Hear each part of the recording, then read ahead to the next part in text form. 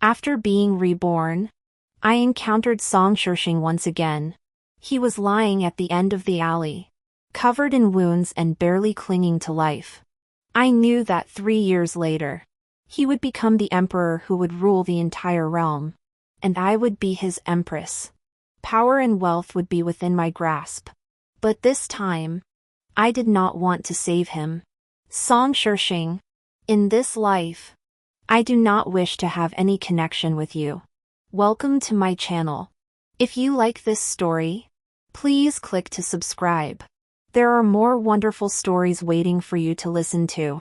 Chapter 1. Yu Guangzhong. Shuangwen leaned against the wall, barely clinging to life. In my previous life, I was carrying a basket of steaming tofu when I found him.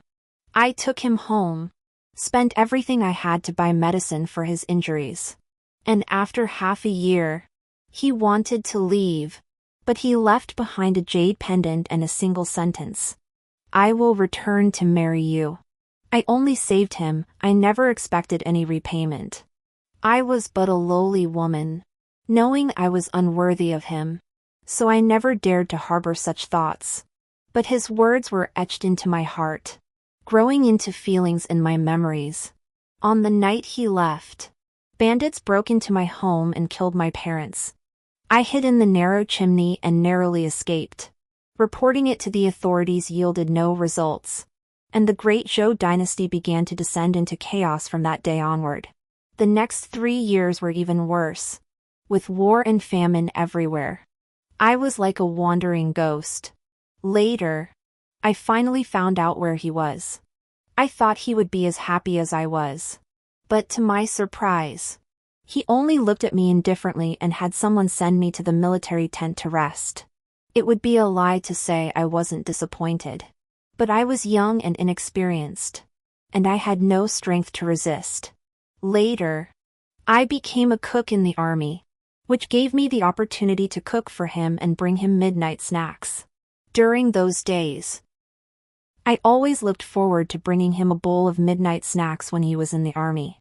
In the quiet of the night, he would wait to eat the food I had prepared, and my eyes would be filled with his image. It was both happiness and fulfillment. But on that day, after the left army's great victory, the entire army was drinking to celebrate, and I was dragged into the military tent by his deputy under the influence of alcohol and humiliated. I pleaded for his help, but he merely held his wine cup, staring at me expressionlessly. The next morning, the deputy apologized to him, and he forgave him. I left the camp with my broken body, wanting only to return to the capital and be buried beside my parents. It was only then that I understood this encounter, from chance to fate, was all me acting and him watching. All he gave was that one sentence before he left: wait for me to come back and marry you. Just one sentence. Devoid of any emotion, I had overthought it. He remained the moon in the sky, while I was but dust beneath it. Yet on the day I was ready to die, he found me.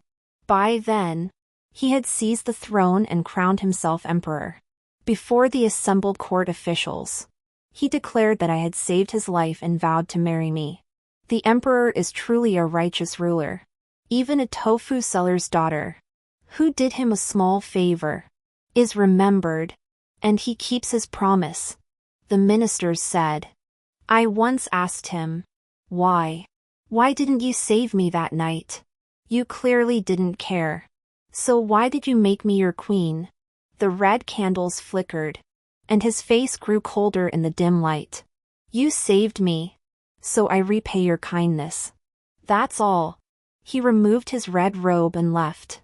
From then on, he came to my room every night, but only sat with his eyes closed for an hour before leaving. All the women in the kingdom envied me. An ordinary woman. Yet because she had met the emperor, she enjoyed such glory. When I heard this, I merely smiled. I had already understood Shuangwen's purpose in making me empress. He sought fame, the fame of righteousness, the fame that would make all under heaven willingly follow and support him. A month later, As he was leaving, I called out to him, "I will help you one last time, but I hope you will truly repay me once. After I die, please bury me beside my parents." Song Shishing did not turn back.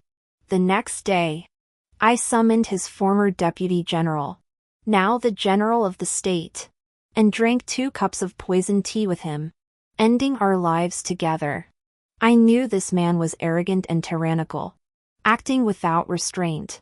Song Shishing had tolerated him for a long time, but as the newly crowned emperor, he couldn't kill his old ministers. So, I avenged myself and helped him. Before I died, I only thought about what my life would have been like if I hadn't met Song Shishing. Or, if I had been more confident, more powerful, what would it have been like? But it doesn't matter now. My life has started over again. I've returned to the age of 15, once again standing in the bright spring sunlight, seeing Song Shishing lying in the dim alley, on the brink of death. My footsteps hesitated for a moment. Then I quickly walked past. I didn't look back. I didn't hesitate. But my heart was torn apart with pain. He said he would marry me. Making me fall in love with him, he kept me by his side. Making me daydream, he forced me to become his empress. Making me cling to life.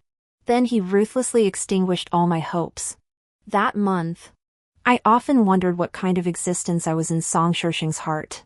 A tool, perhaps? From the day I saved him, he might have already decided that if he ever became emperor, making a commoner like me his queen would earn him the praise of the entire realm. For him, as the new emperor, reputation was the foundation of his rule. My existence was nothing more than an insignificant stepping stone he had picked up along the way. In this life, I no longer wished to have any connection with him. The tofu stall was set up at the intersection, and neighbors flocked to buy. Before long, I packed up and went home. When I passed by that alley again, Song Shishing was gone, leaving only the faint bloodstains on the ground. He must have been taken away by his men. Qingya. My mother ran into the alley to meet me, and I hurried after her. "Mother, I sold all the tofu." My mother didn't respond, just grabbed my hand and hurried home, then mysteriously closed the door. "Qingya, I went to look for you earlier. I saw a young man injured and near death on the way, so I brought him back." She handed me a string of coins. "Your father and I will take care of him. Go quickly and find a doctor."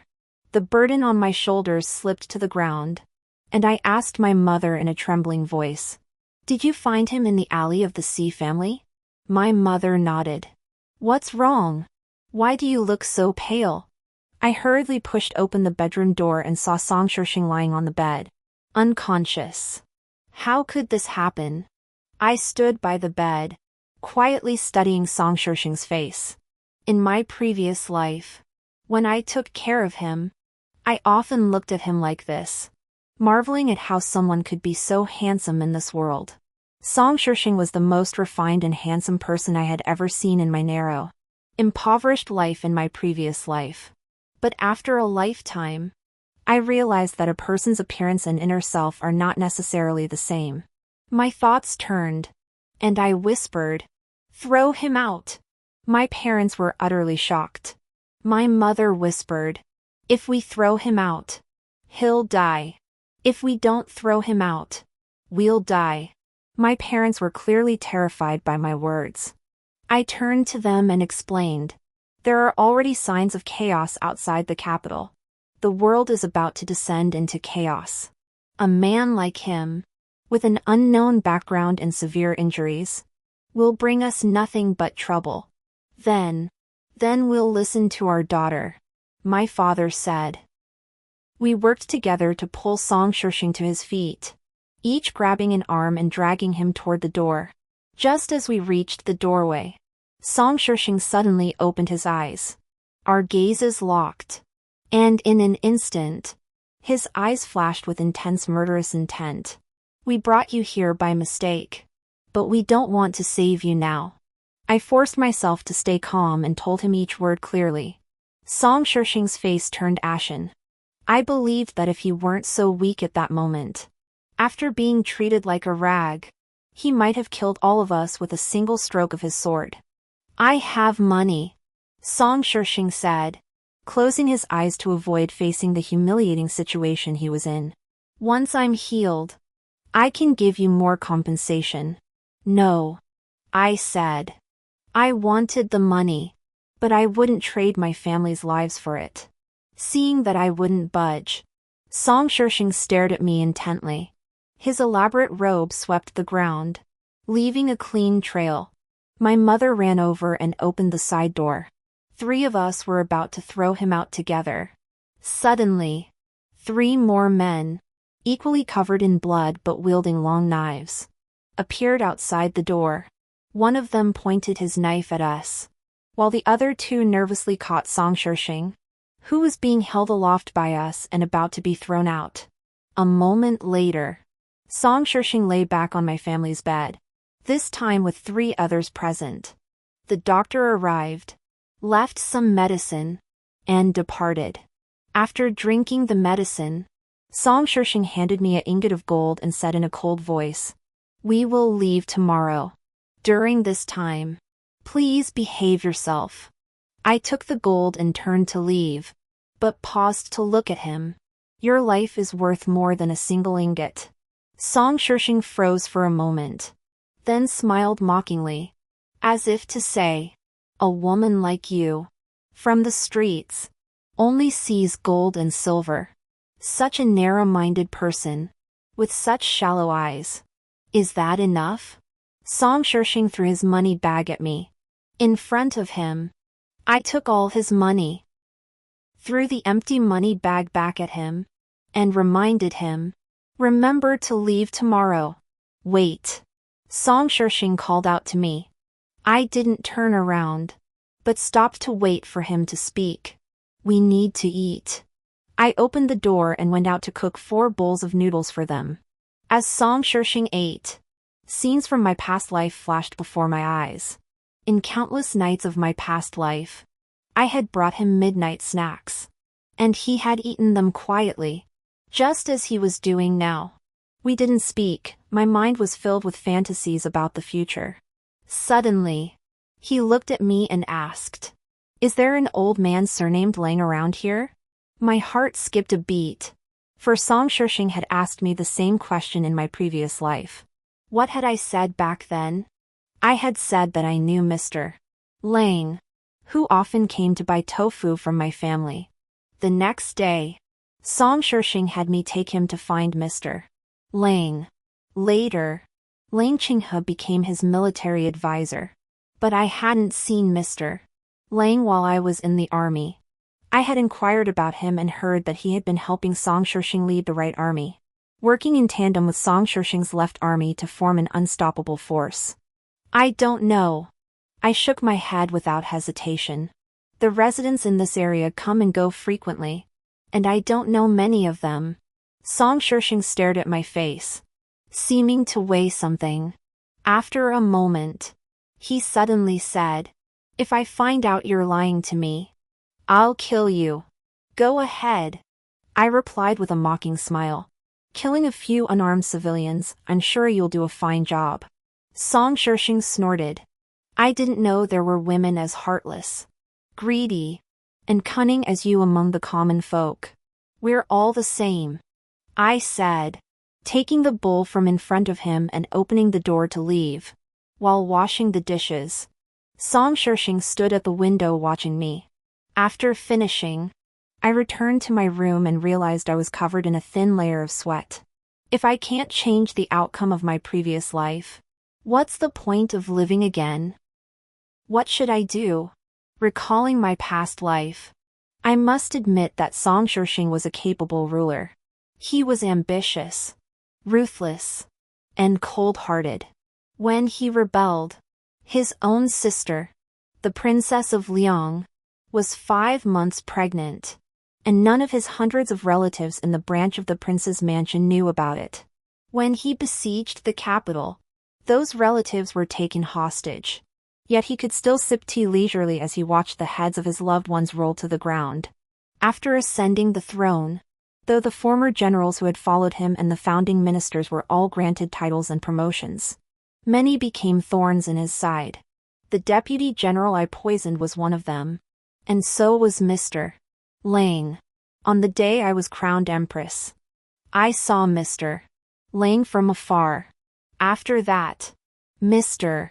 Lang tried to see me several times, but Song Shishing refused each time. I wonder what happened to Mr. Lang in his previous life. But I suppose he couldn't escape the fate of a cunning rabbit being killed and a loyal dog being cooked. The night was deep, and faint footsteps could be heard outside the courtyard. The tiles on the roof occasionally made a soft clattering sound. The light in Song Shishing's room had been extinguished. I had not slept all night. When I got up early to grind beans, Song Shishing was already awake. He had recovered faster than in his previous life. "What are you doing?" he asked me. "Grinding beans," I replied, scooping a bowl of cooked soy milk for him. "Drink it and let's hit the road." Song Shishing frowned. With a clang, his guard placed a sword against my neck. Song Shishing waved his hand, sat quietly to the side, and watched my family of 3 go about their tasks. "The gold you took from me is enough to sustain you for 10 years.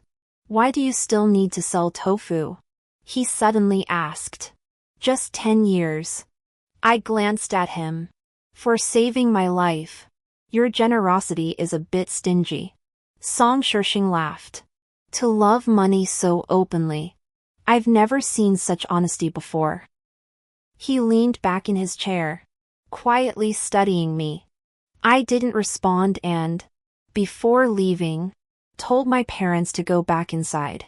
I then picked up my burden and headed out. Just as I set up my stall, Song Shishing arrived. He helped me count the money and reminded a neighbor who had taken some tofu without paying. "It's only 2 coins. Though he smiled, there was an air of authority and pressure about him, and the neighbor dared not say a word, simply dropping the money and running away. "Don't be soft-hearted," he reminded me. "Since we're in business, we must be clear about the accounts." I turned to look at him. "All right. I won't be soft-hearted. Thank you for the advice." He looked at me thoughtfully. As I packed up my stall, I recalled that in my previous life, he had never helped me sell tofu, nor had he spoken so much to me. I suspected that when he left, he might not even have remembered my name. What had happened to change things? At lunchtime, his men tasted the food first before he picked up his chopsticks. "Take this." He placed a jade pendant on the table, tapping it with his slender fingers to emphasize his words. It was the jade pendant I knew so well. In my previous life, I had nearly starved to death but had never been able to bear parting with it to pawn for money. The fire in my heart surged upward. Is this the extra money the young master added to save my life? It's a token. If you sell it, I'll be angry. He shoved the jade pendant into my hand. As for saving my life, I'll repay you with my life. I clutched the jade pendant tightly, thinking of my previous life, when he left it behind and said he'd come back to marry me. He never asked if I was willing to accept his repayment, because it was charity. Like a dog, before you throw it a bone, do you ask it if it prefers pork or chicken? No. It's just a dog. It's not necessary. "I don't fancy you," I replied. He listened, his expression unchanged, then picked up his outer robe and stopped before me. "Trust me. No one in this world can offer you a better marriage. Power and wealth, whatever you desire, you shall have." He spoke slowly and calmly, as if he were certain I wouldn't object, that I would submit, that I would fall in love with him, just like in my previous life, waiting for him, loving him, following him, obeying him until death. I overturned the table, crossed my arms, and crouched on the ground, my anger nearly overwhelming me.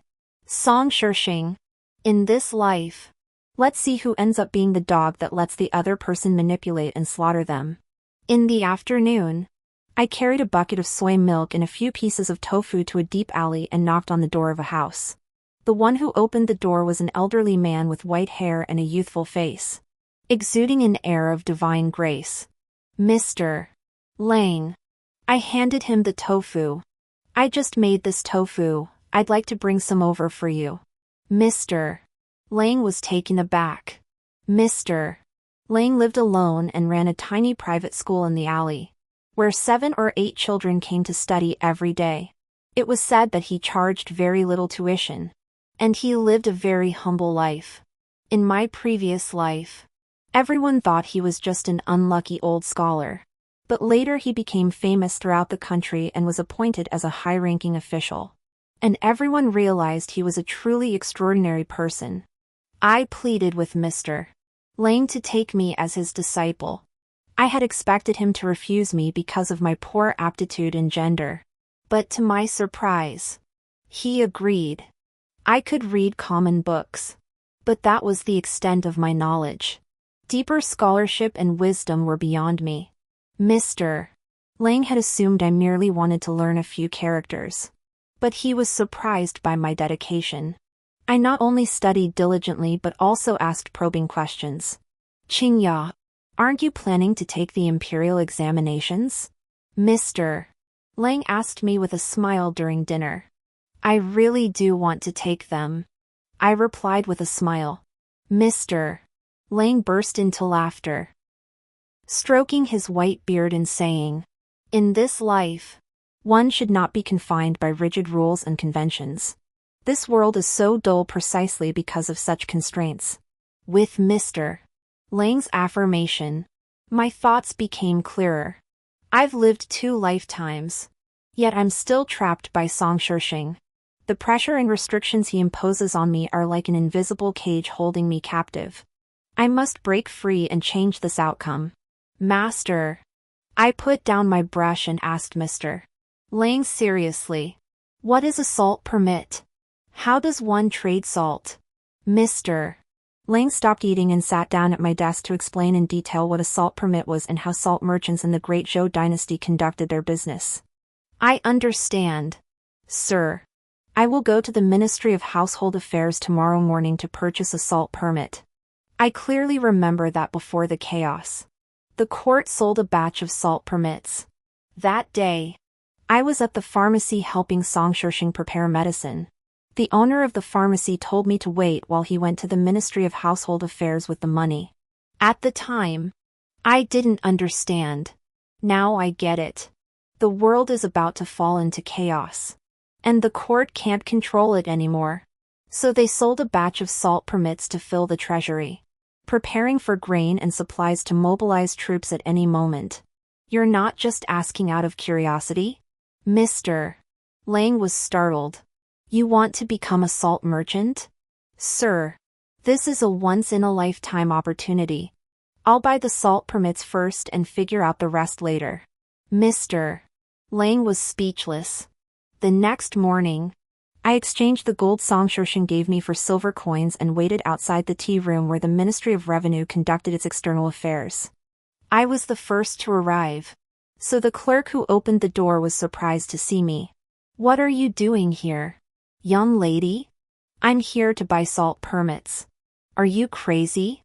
Salt permits aren't like scraps of cloth, you can't just buy them anytime." The clerk waved me away. "Go away. Go away." I stood my ground, and when the clerk couldn't shoo me away, he stopped bothering me. After a cup of tea, the clerk held the newly issued official documents and stared at me in disbelief. "Who are you? How did you get this information before me?" I smiled without answering. "How many permits do you want?" the official muttered, counting the money I handed him. 50.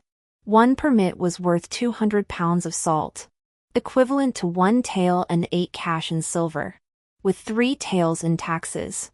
"You're a bold young woman," the official said. sizing me up in my ragged clothes before handing me the permits with a strange expression. I took the salt vouchers back to show the teacher, who couldn't help but laugh and cry. "What do you plan to do next?" I had no help and couldn't possibly go alone to the salt fields 100 miles away to fetch the salt and sell it. "Master, this is easy." 3 days later, the Ministry of Revenue stopped selling salt vouchers, and I sold them for 8 taels of silver. In times of chaos, salt permits would become worthless, so I had to sell them quickly. "I cooked a chicken for you." I watched him drink the soup and asked him, "Now that it's spring, I want to go to the neighboring villages to collect last season's rice, cotton, and pre-order rice for the fall. Which government office should I report to?" This time, Mr. Lane didn't show any signs of being amused. I hired neighbors to go to the countryside to collect grain and charcoal. 18 days later, the Prince of Qin in the northwest rebelled. News reached the capital, and wealthy families and commoners began hoarding grain and charcoal, causing chaos and upheaval. The goods I had stockpiled sold out in just 2 days. This time, I also met several wealthy merchants, acquired an iron mine, hired soldiers to guard it, and the iron produced brought in a steady stream of wealth. "In just half a year, you've become a wealthy merchant, Mr. Lang said admiringly, looking at me. "You're smarter than I thought. And you act decisively. You're someone who can achieve great things." I poured wine for my teacher. "Decisiveness alone is not enough, you need a good helmsman like me." Mr. Lang tapped my forehead. Before I knew it, summer had arrived. One evening, I went to see Mr. Lang. When I opened the door, I froze. In the dilapidated courtyard, Song Shishing sat out of place. He didn't seem surprised to see me and smiled. "Long time no see." Half a year later, Song Shishing finally found Mr. Lang. Since Miss Fong sent her parents away, she seems unusually busy. In the past few days, she's ordered 8,000 doses of external wound medicine from 20 pharmacies in and around the capital. What does she plan to do? Sell it. I set the dinner for Mr. Lang. "Do you want some? I can get you a discount since we're acquaintances." He asked me to see him out. At the door, he smiled faintly and asked me, "How about setting the wedding date for the end of the year? The 8th day of the 11th month is your birthday, let's make it that day." My heart skipped a beat. "I'm just a commoner, ugly and talentless. A gentleman like you should marry someone who is as talented and beautiful as you. Someone from a family of equal standing." This was different from my previous life. I tried to guess what he was thinking. "Don't belittle yourself." Song Shishing suddenly bent down and whispered in my ear, "A woman's beauty and power mean nothing to me. I only like intelligent women. And you are perfect." He gave me an encouraging look and rode off on his horse. I stood at the door, my heart racing for a long time. That night, I went to find my parents, arranged a new place for them to live, and instructed them not to leave the house. A few days later, rebel forces began to rise in the northwest, Jiangnan, and southwest regions. The timing was exactly the same as in my previous life. But this time, Mr. Lang did not accompany Song Shishing to serve as his military advisor. Instead, he left the capital with me. In my previous life, after my parents passed away, chaos soon erupted in the capital. Bandits roamed freely, and murders were rampant. But the court was too preoccupied with its own affairs to care about the people's lives. Soon, the capital was besieged for the first time, and I fled with my neighbors. From then on, I began a life of constant upheaval. At that time, the most powerful figure in the north, who was on par with Song Shishing, was named Xiao Mu. He was a bandit by origin and the last to join the rebellion. Yet within just half a year, he had gathered an army of 80. 000 troops and rapidly expanded his forces. A year later, he was nearly on equal footing with Song Shishing and the Prince of Qin. Unfortunately, from the time he rose up to his downfall, it was only 7 months. Xiao Mu's death was also legendary. He fell into Song Shishing's trap. His entire army was annihilated, and he was struck by over a dozen arrows. As he lay dying, he shot an arrow that severed Song Shishing's military banner. Later generations praised Xiao Mu for his bravery but criticized him for lacking strategy. As a general leading the charge, he was a rare talent. But as a leader making decisive judgments, he was too impulsive and reckless. I offered 100 jars of medicinal ointment and stayed at the Langya fortress. When I met Xiao Mu, both I and Mr. Lang were stunned. "You're Xiao Mu? How old are you?" I examined the young boy before me. He wasn't very tall, hadn't yet gone through puberty, but he didn't seem weak, just innocent and inexperienced. His father had passed away at the beginning of the month, and he had just taken over the fort. But it didn't seem like he was managing it very well. Xiao Mu furrowed his brows angrily and said, "I'm 14 years old." 14? That doesn't seem right. I haven't grown yet. Xiao Mu said angrily, splitting the stone block in front of him with a sword to show his strength. I couldn't help but laugh and wonder if Xiao Mu's lack of strategy in his previous life was because he was too young and inexperienced. "Is the food in the village not tasty? I'll cook for you tonight." Xiao Mu initially looked down on the offer. But once he tasted the food, he ate 3 large bowls and then lay on the straw mat, rubbing his stomach. The Langya village was not peaceful. The second and third leaders, taking advantage of his youth and inexperience, caused trouble daily, attempting to seize power, and even led their men down the mountain to rob travelers. Xiao Mu found out and fought with the second in command. He lost the fight but didn't cry. Instead, he began training day and night without rest. Killing doesn't necessarily require a knife. At midnight, I handed him a cup of tea. He looked at me in surprise. "What else can you use besides a knife?" I exchanged a glance with my master and whispered 2 sentences in his ear. "You're just a woman. How dare you kill someone?" Xiao Mu looked at me. "I've taken care of them for you. But from now on, you must obey me." I patted his head. "And you must acknowledge me as your older sister." Xiao Mu was furious and shouted, "Kill me first." That night, I buried 1,000 taels of silver under the locust tree in the village. I led the third-in-command's son to dig it up the next day at lunchtime. The tree was in the second-in-command's courtyard, but the money was dug up by the third-in-command's son. The 2 of them immediately turned on each other and asked Xiao Mu to settle the matter. Xiao Mu waved his hands. "If you want me to decide, we'll split it evenly among everyone." The second and third leaders refused immediately and went to argue privately over the money. That night, I had Xiao Mu ambush the second leader with arrows. By the early hours of the morning, the brothers loyal to the second and third leaders were killing each other. Many were killed or injured. The second leader lost an arm, and the third leader was killed. Another day passed.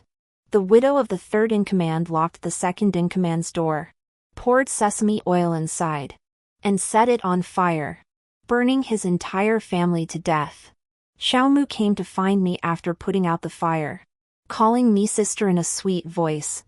I stroked his head. "Good boy. I'll make you braised pork knuckle." Xiao Mu's face turned red. Outside, Song Shishing's troops had risen up from Central Plains, dividing into 2 armies, left and right. This time, the leader of the right army was no longer Mr. Lang, but his student from a previous life, surnamed Kwai. Kwai Rinfeng was also highly capable, but he definitely couldn't match Mr. Lang.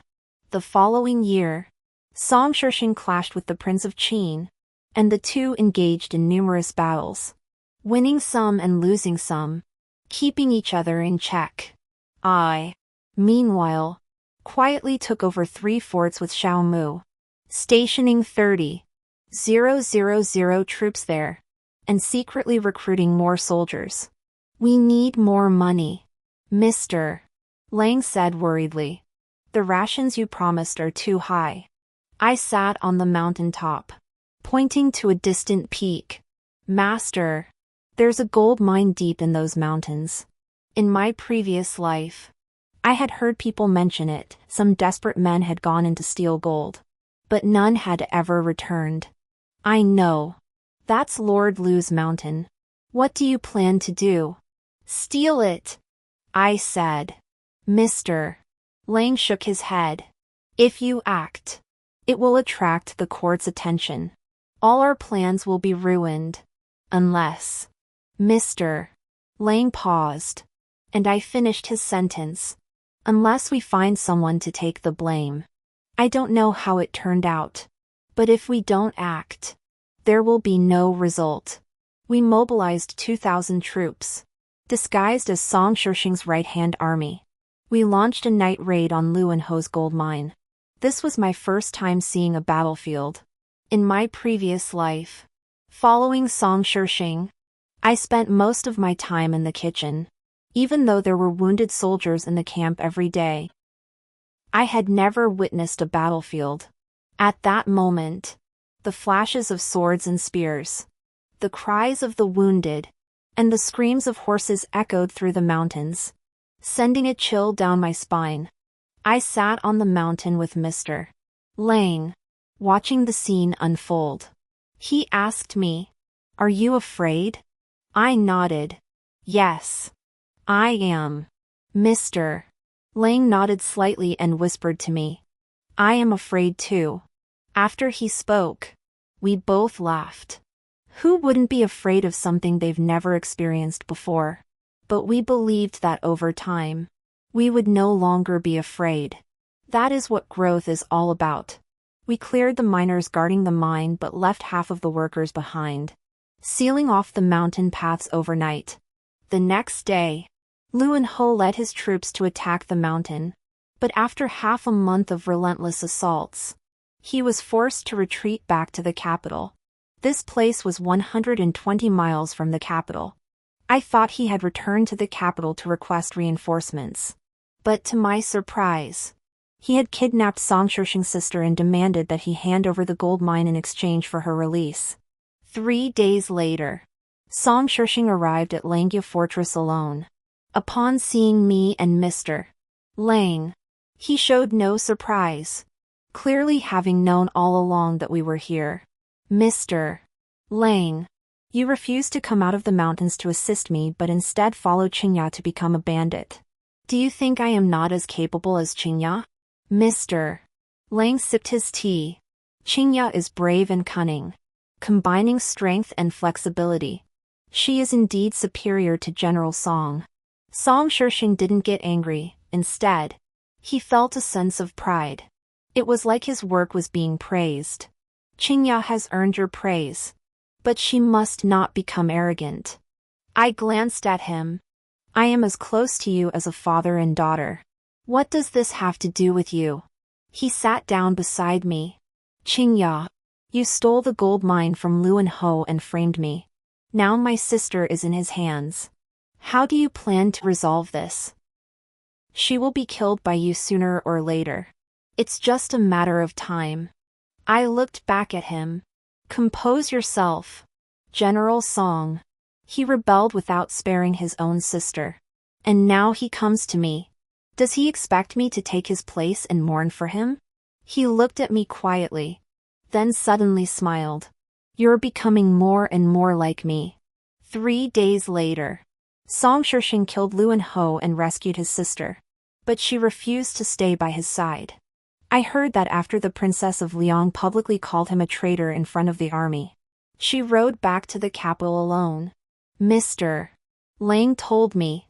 I felt sorry for the Princess of Liang. If Song Shishing truly wanted to spare her life, he should have kept her in the army, where she would have been unable to escape. But she left anyway. And on her first day back in the capital, She was shot down from her horse by an arrow fired by the Prince of Liang. Song Shishing wept bitterly for half a day and swore in the army to avenge his beloved sister. The men in the army were moved by his righteousness, and tens of thousands raised their arms in response, vowing to storm the capital, overthrow the great Zhou dynasty, and usher in a new era of prosperity. In the evening, my men brought me a letter from Song Shishing and the jade pendant I had sold. "Keep the jade pendant for me. I will take care of your parents. When we meet again one day, that will be the day we marry." My hands trembled, and tears streamed down my face. "Master, he captured my parents. I thought I had hidden my parents well, but I never imagined he would find them." Song Shishing! Song Shishing! Xiao Mu drew his sword and rushed down the mountain, shouting, "I'll go kill Song Shishing." I stopped him. "Sister, this man has no regard for love. You must not fall for him." Xiao Mu reminded me. I knew Song Shishing had no heart, and I would never fall for him. "Don't rush. Stay calm," I reminded him and myself. "He won't harm my parents' lives for now." With iron mines and gold mines in hand, recruiting soldiers became even smoother.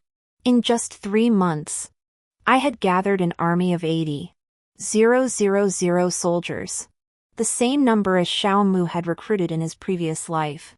But in a much shorter time, I raised the military flag, with the character Fang fluttering in the wind.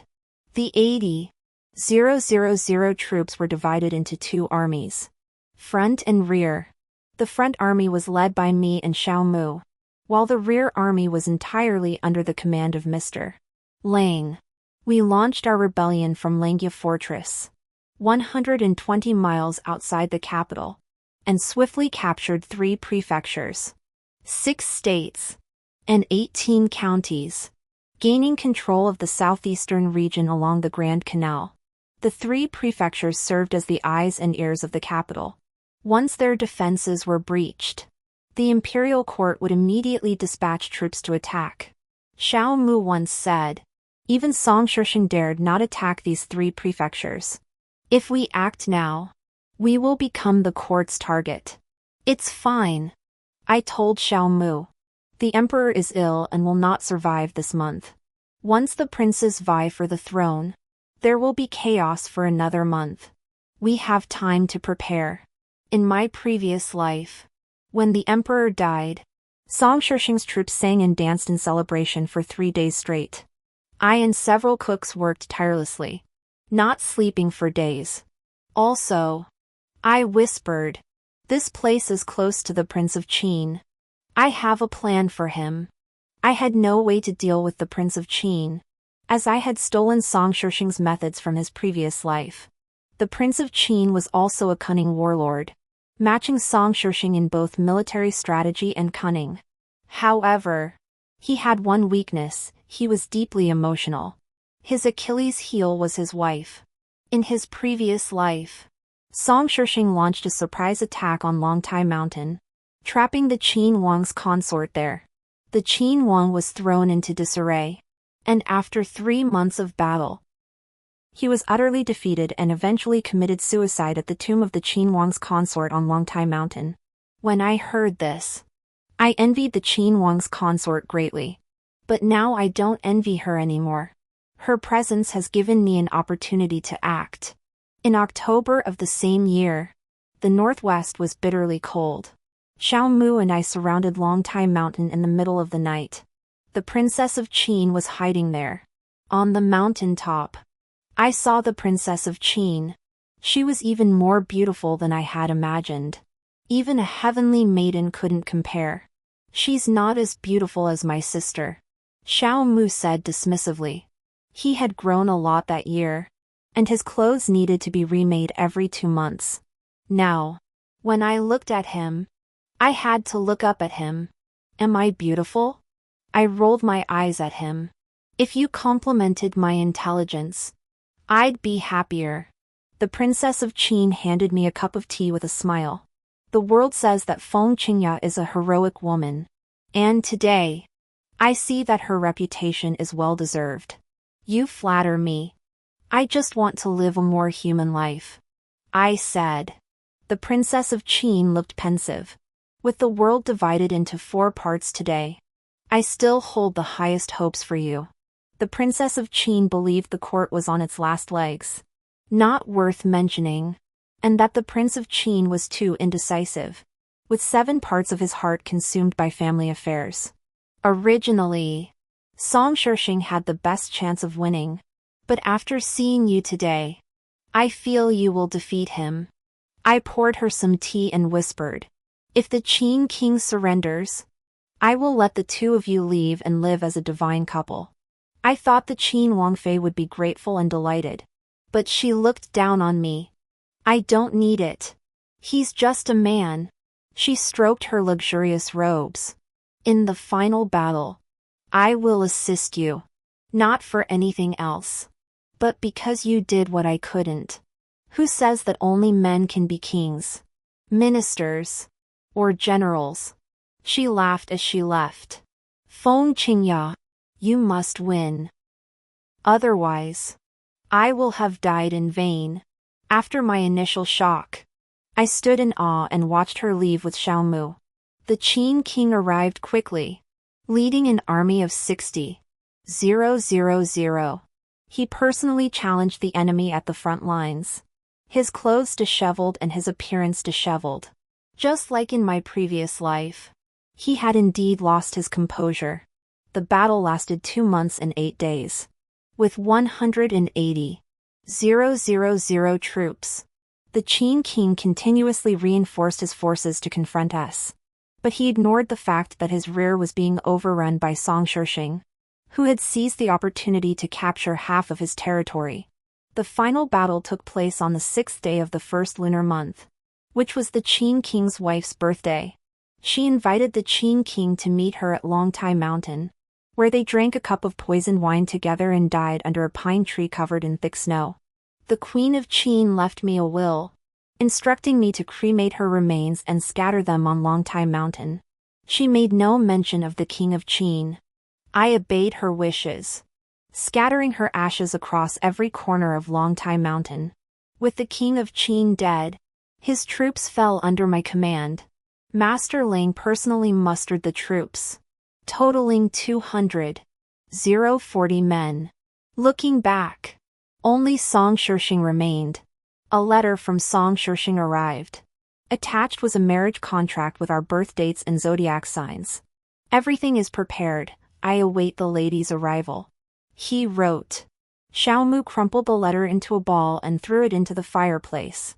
Fuming, this scoundrel has no shame, no dignity. Qingya, tonight I will lead the troops to rescue our parents. Xiaomu said. Who told you to call me Qingya? I tapped his head. Call me sister. Xiaomu shot me a disdainful glance. I'm talking about serious matters. Don't keep harping on trivial details. That night, Mr. Lang rushed back and discussed strategies with us by the lake. The only way to ensure my parents' safety and kill Song Shishing is. I looked at the rippling water and said to them, for me to go to the meeting and marry him. It was the same as in my previous life, yet different. Song Shishing hadn't ascended the throne yet, and I was no longer that bone-gnawing dog. No, I won't agree. Xiaomu frowned. If you go, I'll go instead. Even if I can't escape unscathed, I can at least die with him. You'll only go to your death. Do you think Song Shishing is a weak scholar who'll let you kill him? I glared at him. Listen to me and the master. Don't act on your own. He kept repeating his warnings, don't fall for him. And don't show mercy. I covered his mouth. This is a matter of life and death. Do you think I have no sense of proportion? That's not what I meant. He mumbled. That night, we discussed for a long time and devised a thorough plan. In the afternoon, I went alone to find Song Shishing. By the canal, he had set up camp with 60,000 troops, facing our army across the river. At the same place and time. I stood once again outside his camp, waiting to be summoned. In my previous life, I had handed over the jade pendant and waited for half an hour. Before coming here, I washed my face in the river, combed my hair, and stood here with a heart full of excitement and anticipation, waiting for Song Shishing. At that time, I couldn't deny that I had harbored expectations for the promise he had made before leaving. But what he gave me was only indifference. Now, I stood here once again, and the outcome was unknown to anyone. You've come. My thoughts drifted, and Song Shishing appeared before me. He had actually come out to meet me at the camp gates. Where are my parents? I didn't want to say much to him, I just wanted to confirm their safety. They're being brought here. He led me forward, and when he lifted the curtain, I saw my parents. The three of us embraced and cried together. Song Shishing was busy, ordering food and wine to be served and gesturing for us to sit down. Though we are on the march, the wedding cannot be rushed. I have already made preparations. Qingya, listen carefully. If there is anything you are not satisfied with, I will adjust it. His tone was gentle, as if filled with endless affection, but I knew this was merely the facade he wished to present. He had no heart. As he finished speaking, he called someone in. Upon seeing the person, my entire body grew cold, and my blood boiled. It was his deputy general, Ma Shichao. Ma Shichao gave me a piercing glance. His eyes filled with contempt.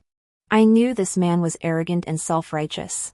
In my previous life, he knew I had come to the military camp carrying a token to find Song Shishing.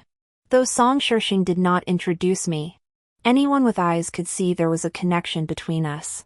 Yet Ma Shichao still used the excuse of being drunk to humiliate me. He did this because he was certain that Song Shishing would never kill him for me. He was right.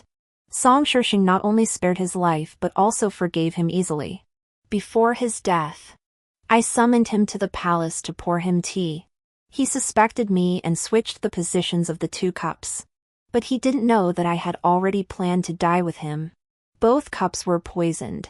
As the poison took effect, he struggled desperately, overturning the table and cursing me, saying that even if I became empress, I would still be his and Song Shishing's plaything. The scene shifted, and I heard him casually discussing the wedding arrangements. I interrupted him. Ma Shichao. I raised my chin. I'm about to marry your general. How dare you be so disrespectful to your mistress? Ma Shichao froze, his face instantly filling with anger. I'm not a servant, why should I bow to you? Who do you think you are? I stood up abruptly and splashed a cup of hot tea on his face. I am your master's wife, who do you think I am? You're asking for death. Ma Shichao immediately drew his sword and pointed it at me. I stood across from him, not moving an inch. The atmosphere grew tense, and my parents rushed to protect me on either side. No one spoke in the military tent. After a long while, Song Shishing stood up and pushed away Ma Shichao's sword. Get out! He ordered Ma Shichao. Ma Shichao turned abruptly to look at him, unable to believe what he was hearing. General, you're making me leave for a lowly woman? She's right. Song Shishing said solemnly. She's my wife. Disrespecting her is disrespecting me. Ma Shichao looked as though he'd heard the funniest joke in the world. Gritting his teeth, he bowed toward me. Yes. Ma Shichao pays his respects to the lady. With that, he tore open the tent flap and stormed out in a rage. After a moment of silence, Song Shishing looked at me. Are you satisfied? Qingya, I'm glad you're on my side. I invited him to sit down. Unfortunately, we didn't hear the entire wedding ceremony. We'll have Ma Shichao explain it later. Song Shishing gave me a meaningful look. Our intentions were clear. I was sowing discord between Ma Shichao and him, while he wanted to see what backup plans I had up my sleeve. In this game, One of us would have to die. And I wasn't afraid of death. Staying in the military camp, I would go for walks whenever I had nothing to do, without avoiding suspicion or being overly formal. Whenever I encountered Ma Shichao, I would give him a mocking glance, and sometimes even scold him. He must have heard what Song Shishing had said, as he endured my insults without retaliating. You've set the rules well. I agreed with Ma Shichao. You're starting to look like a proper servant. Ma Shichao clenched his fists, his neck turning red with anger. But he didn't say a word in response. Have you learned the lesson that when the clever rabbit is dead, the hunting dogs are cooked? I stepped back and looked at him. When I become empress, you'll be the first one I eliminate. He finally couldn't hold back and bit his cheek, replying, You overestimate yourself. Between you and me, the general will kill you first. A few days later, the right army defeated the imperial army in battle, and the left army held a victory banquet. I accompanied Song Shishing to sit at the head of the table and celebrated with them. To you, Song Shishing clinked glasses with me. When we marry, it will be even more lively than this. I sighed. General, why not just proclaim yourself emperor? Then I could become empress directly. He raised an eyebrow. That way, when you ascend the throne, you won't have to bestow me with the title of concubine or consort, which would be so humiliating. I thought he would refuse. But to my surprise, he took my hand and whispered softly, All right. I'll do as you wish. I drank a few more cups and stood up to go to the washroom. Halfway there, a hand suddenly grabbed my wrist and dragged me into the military tent. Ma Shichao pushed me onto the bed. Just like in my previous life, he immediately began tearing my clothes off. The fear from my previous life and the terror of the present moment overwhelmed me. I said, Ma Shichao, you'd better think this through before you act. You slut. Ma Shichao tore open my collar. I know exactly what you're doing. You've been provoking me every day just to drive a wedge between me and the general. The general is no fool, he can see right through your schemes. Tonight I will take you by force and see if the general dares to kill me. I looked at him. You're mistaken. I provoked you on the general's orders. You're arrogant and defiant, disobeying military discipline and disregarding others. He's wanted you dead for a long time. The proverb when the birds have been caught, the good bough is hidden, when the rabbits have been killed, the hunting dogs are cooked, haven't you heard of it? Ma Shichao paused. I am his betrothed wife. Husband and wife are of one heart.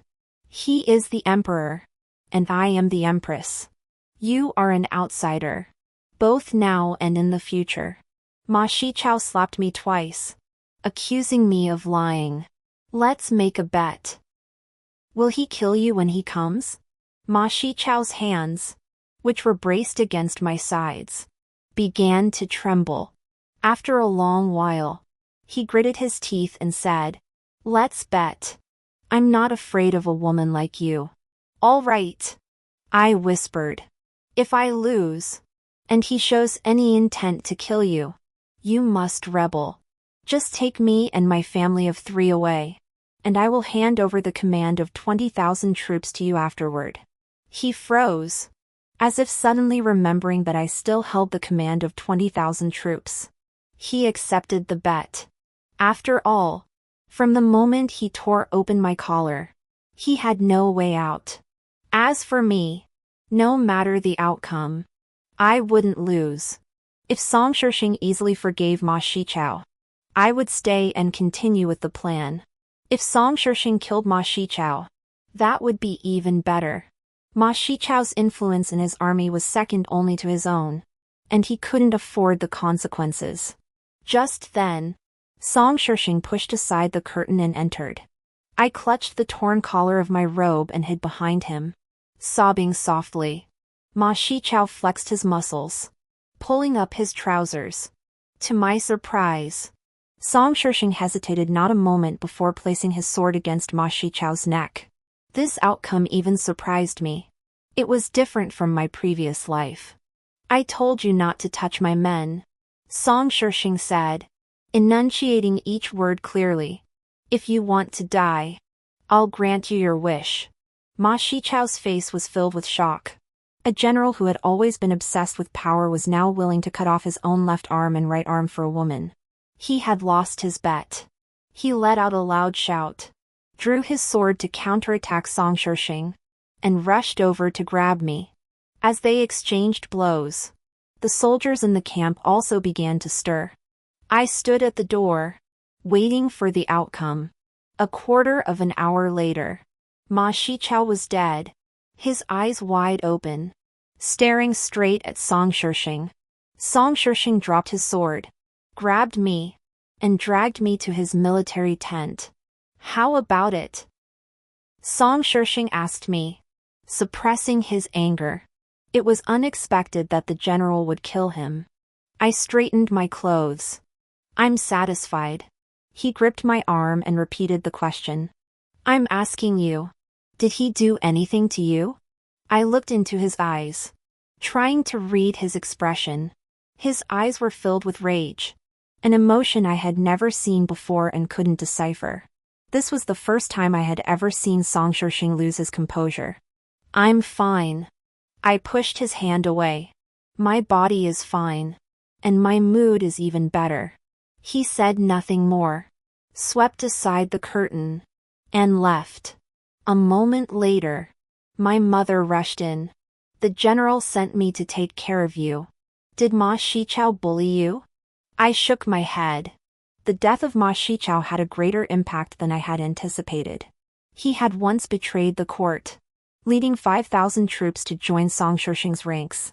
Now that he was dead, his men had gathered, intent on killing me to avenge him. I didn't understand why Song Shishing was still waiting. Why didn't he kill me? I recalled the words Mr.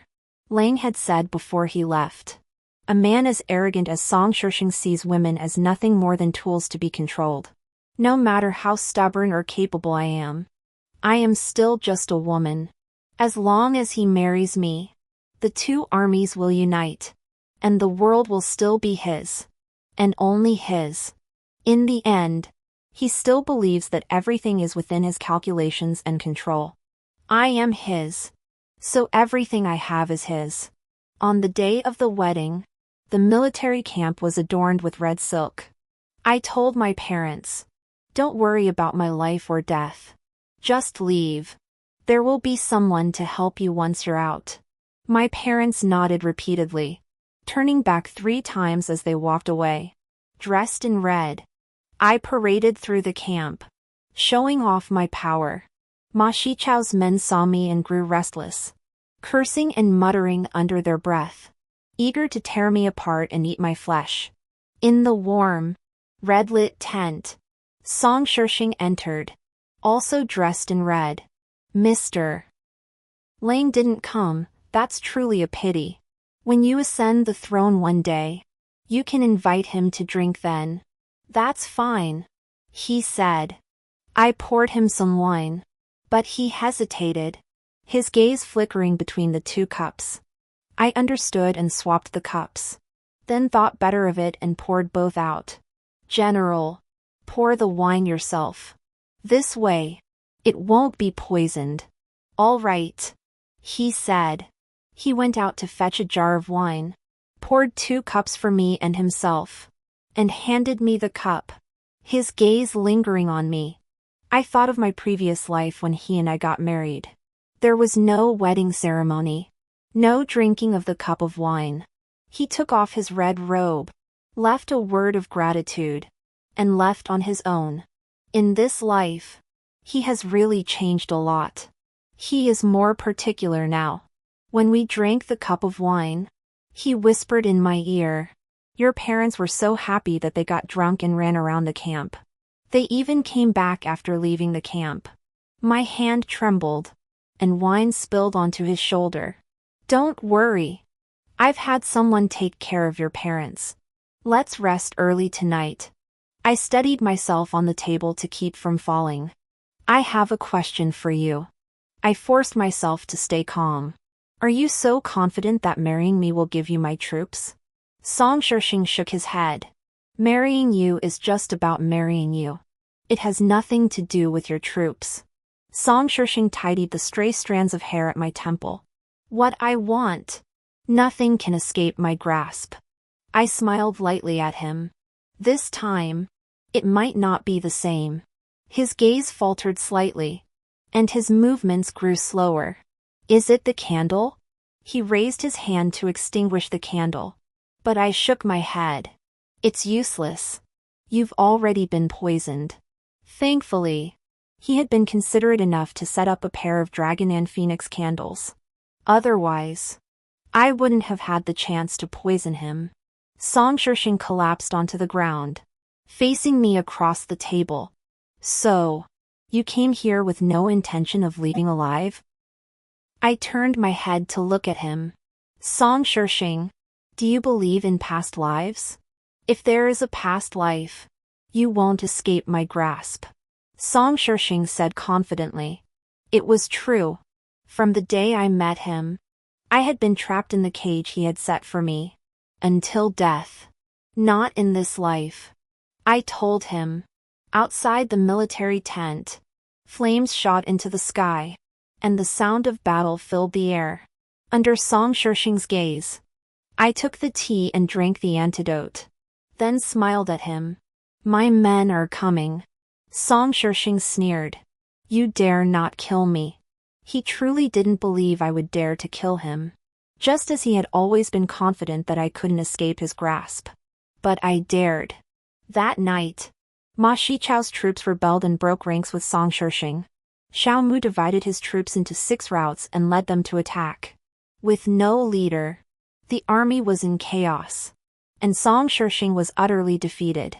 A month later, the right army led by Qiren Feng retreated step by step, withdrawing to the northwest, then beyond the pass, where they were pursued by Xiao Mu for 100 miles.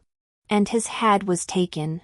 Half a year later, on the same day that Song Shishing besieged the capital in my previous life, I led my troops to surround the capital. On the same day that Song Shishing breached the city walls, I breached the capital. On the same day that Song Shishing killed the new emperor and stood in the Qingquan hall to address the ministers, I donned new clothes, arranged my hair, and sat high on the throne. They knelt and shouted, "Welcome the new ruler." Listen. I lifted the curtain and asked Song Shishing, who was seated behind me. They are calling me the new ruler, not the empress. If looks could kill, he would have killed me countless times.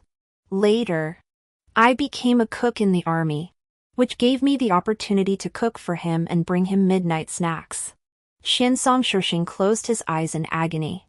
6 days later, I ascended the throne and proclaimed the state name Yen, the same as the state name of Song Shishing from my previous life. But the difference was that this time I was the ruler, and he was a prisoner. Amidst the sounds of music, fireworks, and whips, I sat by the bed, studying Song Shishing. After 6 days of fasting, he suddenly opened his eyes and looked at me. For a moment, his gaze was dazed. Feng Qingya, you're not dead? He shouted my name in shock. After shouting, he grimaced in pain, his gaze turning from fierce to endless agony. Are you satisfied now? Not satisfied, but satisfied. I told him. Very satisfied.